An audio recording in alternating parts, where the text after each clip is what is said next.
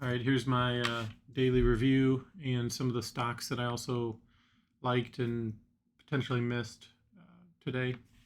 Um, so I've been having a few better weeks lately, sort of narrowing down my strategy and setup, getting a little bit more specific on what I want to happen in order to enter the trade, but still working on that. And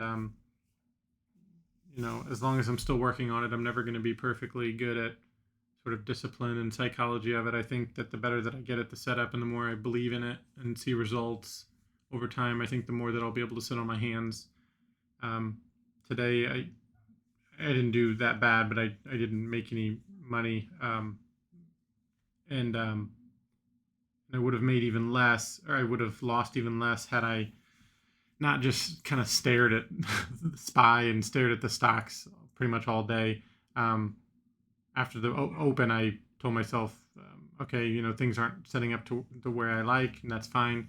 So let's move on. So I went and ate some food, and then I was gonna just do some afternoon charting around noon. But of course, I start watching the SPY too long and start thinking that I'm seeing something set up or starting to be created or whatever, and I want to get in before it potentially moves or breaks out. And that's just, I don't know how many times I've been um, proven wrong on that. I'll just show you the SPY one here. So the SPY on the daily, here's the daily chart. Basically, we rejected up there hard, or pretty decently hard, sold down, I guess we gapped down even further, which was even more selling pressure, but then we had a sort of just a smaller day, and then we gapped down even further. So kind of funky, a funky sort of three days down. And so it really wasn't the setup that I would have wanted. If anything, I would have wanted my sort of perfect setup would have been if price opened around here, if it would have like kind of went up at the open and hit the high of that day. And then if that day also aligned with like a key level here or maybe here, if that was there, that would have been my sort of my bread and butter is what I'm trying to work on. But here, price opened here. And so I guess I was sort of using the bottom of this day as like the entry area. Um, and so, but I didn't trade at the open. So it had sort of, that was, you can see right here, 460 is the low of Friday. Here's Friday's day, this inside day. And so it did open right there. You could, if someone could have shorted it there, 460 460 is a nice level. I mean, you look at 460 here, that nice psychological number. I'm pretty sure 460 was a level back in the day, maybe a few months ago. But 460 is the clear double bottom that we had on that big reversal. Oh, whoops. Here, you can see here this 460. Here's the 5 minute. Here's today, and then here's yesterday. You can see yesterday's low was 460, and then if you go back even further, that was the neckline of the double bottom from the big reversal. So is that a 10 out of 10 level? I mean, sort of actually, but I think the daily, this 3 bar play, this 3 days down was sort of a different setup for me. So, and I think overall it led to sort of weird price action that I really wouldn't have wanted to be involved in. So I don't think it's anything to freak out about. But yeah, I do think if you would have gotten in short there, you would have gotten that ORB sort of, and then you would have just had to hold for a long time. So I guess what I was trying to do here was I was trying to short. Let me go to the 1 minute here. I was trying to short. Yeah, so this was God, DOS sucks, man.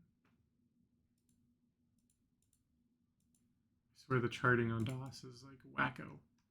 Okay, yeah, this was the open, and then I guess I sort of saw, yeah. So the bottom of the double, the bottom of the double bottom, the bottom of the double bottom. I was going to, there were bids at 456, 455, so I was selling into what I thought was about to be a waterfall. We just hit the right here. Here's the double bottom. We're compressing down. I thought that was about the time that it was about to waterfall down, and I thought it was going to hit 456 and 455. So that's basically what I was doing. So it was a breakdown trade, and those are tricky because you really want to get them more on the retest unless you can really read the tape and catch it correctly. And so here you can see that I did have a little bit of a flush down, so I was sort of thinking this was the retest. So I got in wide stop, but my plan was to sort of get out right away, and I let it go a little further than that. So I got out a half and then the other half down here. It did eventually sell off, but it wasn't like I thought it was going to be. And so I really think when it did that and I got out, I was okay with it. But then, of course, I watched it double bottom, which really I should have gone long here. But I tried to short. So just trying to force things, really, just being tight, being just staring at the screen too long, honestly. I actually really like it for a long right here because it double bottoms at the exact same area. No, excuse me. It just double bottoms at the low of that double bottom. So here you get the double bottom, the neckline, and then, yeah. But even then, I mean, it's just, I don't know. It is what it is. And then I also tried Microsoft and NVIDIA. I'm kind of upset that I tried all these stocks. I mean, I guess I tried 3 stocks. It's more than I wanted. But Microsoft, sort of the same thing. Like this all was sort of doing the same thing. I mean, you can see here Microsoft double bottomed a few days ago, did that reversal, saw weakness up here, sold down. And so I guess so Microsoft was already under the double bottom. So I shorted there at that 5-minute opening range. Went up, down, was fighting it. I felt like this was the level, this 305, and it wasn't. So that wasn't a 10 out of 10 level for me. I think the best level was right here, this 311.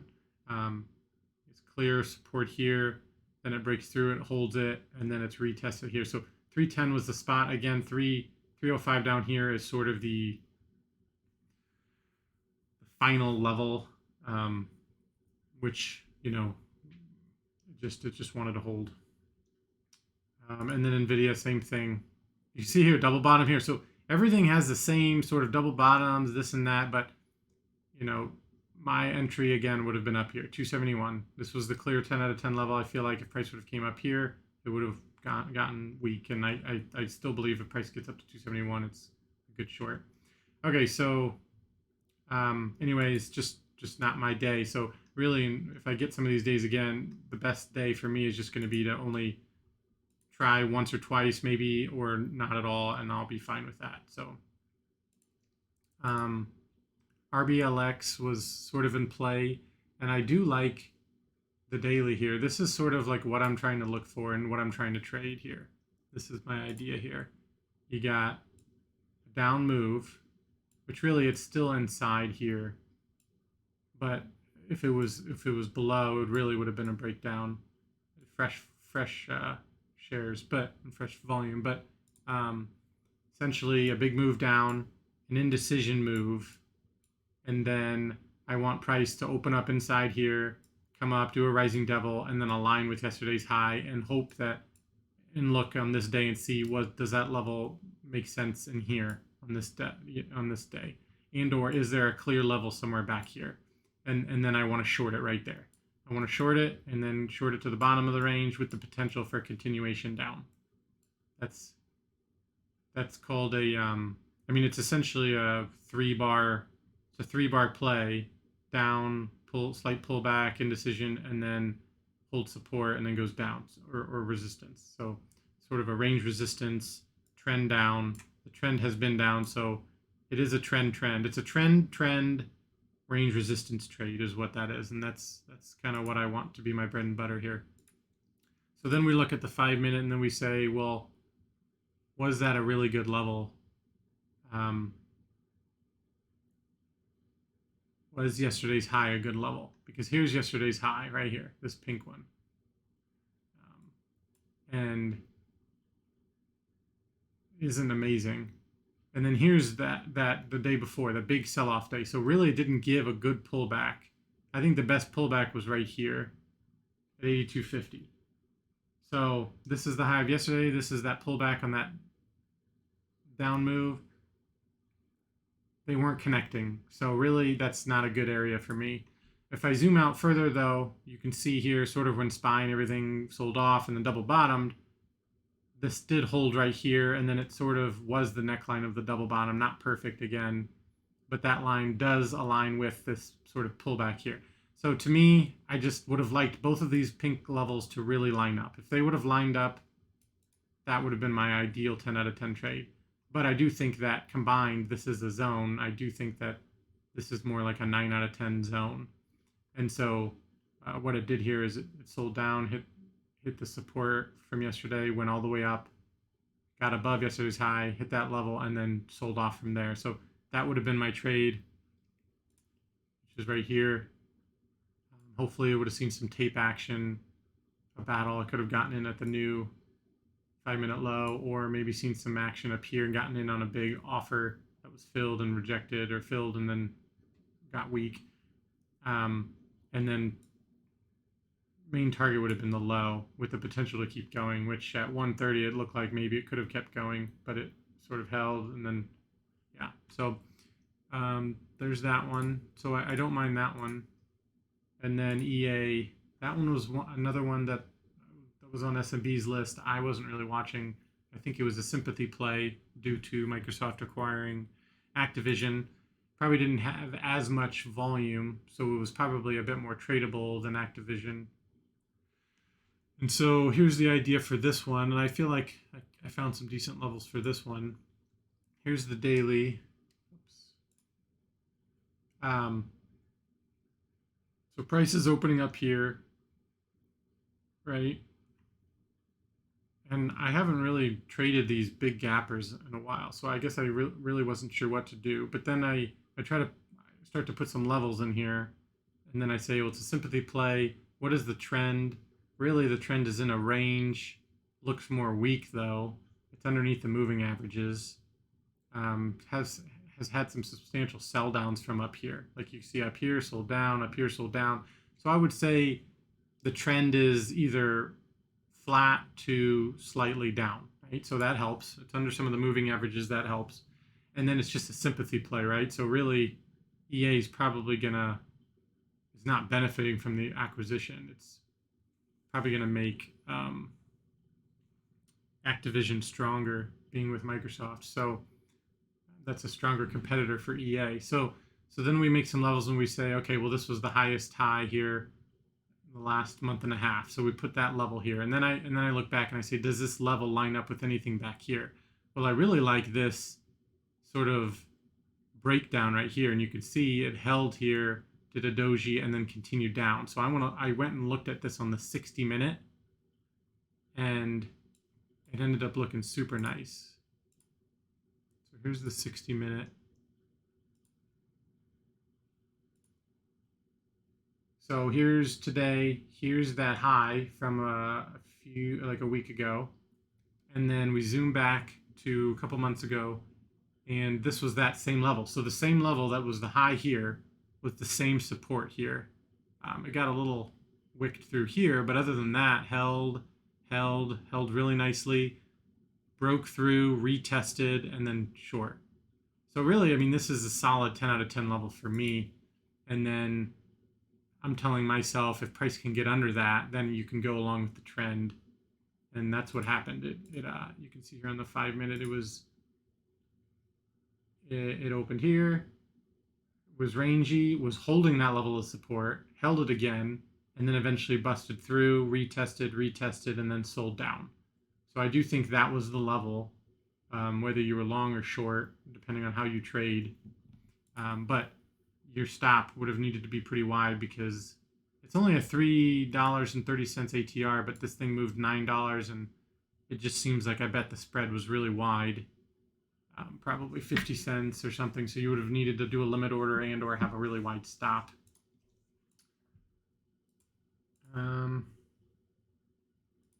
And then one more, IWM.